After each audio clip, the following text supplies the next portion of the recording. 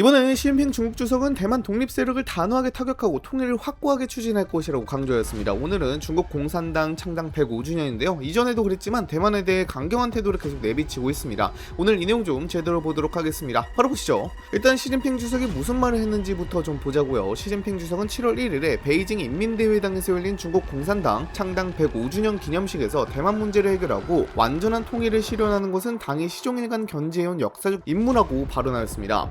그러면서 공산당의 105년 빛나는 역사는 자랑스럽지만 결코 자만하거나 현실에 안주해 앞으로 나아가는 것을 멈춰서는 안 된다며 말하기도 했는데요. 또 시간은 사람을 기다리지 않고 역사도 사람을 기다리지 않는다며 반드시 초심을 잃지 않고 사명을 명심해야 한다고 강조했습니다. 그리고 이 부분이 좀 중요한데 대만 독립 분열 세력을 단호히 타격하고 외부 세력의 간섭에 반대하며 조국 통일 대업을 확고히 추진해야 한다고 강조했습니다.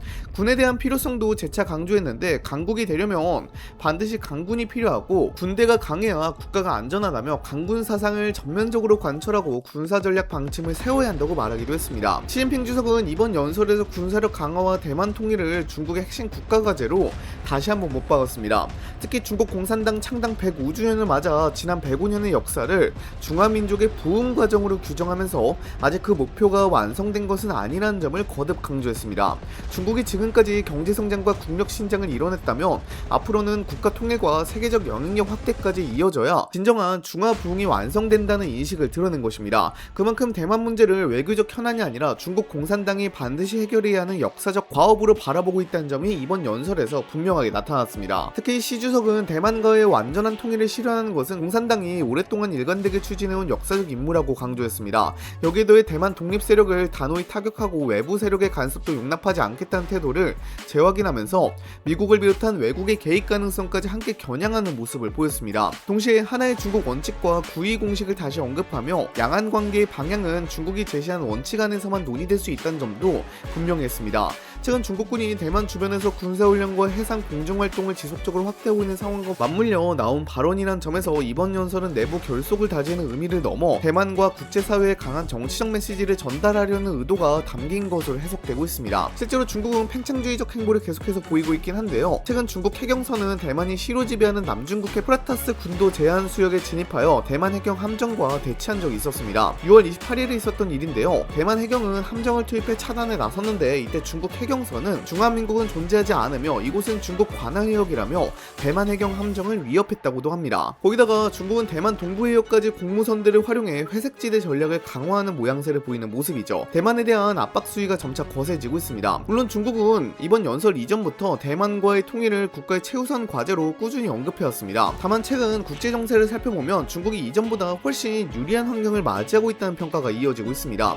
특히 중동 전쟁 이후 국제 안보의 중심축이 다시 중동으로 이동하면서 미국의 전략적 부담이 커졌고 그 빈틈을 중국이 활용할 수 있는 여지가 확대됐다는 분석이 적지 않습니다. 중국으로서는 직접적인 군사 충돌 없이도 국제 질서 변화의 혜택을 얻고 있다는 평가가 나오는 이유도 여기에 있습니다. 실제로 미국의 대표적인 아시아 전략 전문가인 커트 캠벨 전 국무부 부장관은 일본 니혼게이자의 신문과의 인터뷰에서 이번 충돌의 상대적인 승자는 중국이라고 평가했습니다. 그는 미국이 오랜 기간 인도태평양 지역으로 미사일과 전투기, 병력 등 핵심 전력을 집중적으로 배치했지만 중동 위기로 인해 상당한 군사력이 다시 해당 지역으로 이동하게 됐다고 설명했습니다. 또한 이렇게 이동한 전력은 단기간 안에 다시 인도태평양으로 복귀시키기는 쉽지 않을 것이라며 이러한 변화가 아시아 안보 환경에 장기적인 영향을 줄 가능성을 언급했습니다. 이는 중국 관점에서 미국의 군사적 압박이 일부 완화될 수 있다는 의미로도 받아들여지고 있습니다. 경제적인 측면에서도 중국의 유리한 평가가 이어지고 있습니다. 이번 중동 위기로 에너지 가격과 공급망 불안이 커지면서 동남아시아 국가들이 예상보다 큰 충격을 받았다는 분석이 나오고 있습니다. 이에 따라 중국을 떠나 베트남이나 인도네시아, 태국 등으로 생산기지를 이전하려던 세계적 기업들도 계획을 다시 검토할 가능성이 제기되고 있습니다. 안정적인 에너지 확보와 공급망 유지 능력에서 중국이 여전히 강점을 보인다는 평가가 나오면서 중국이 제조업 중심 국가로서의 경쟁력을 계속 유지할 것이라는 전망도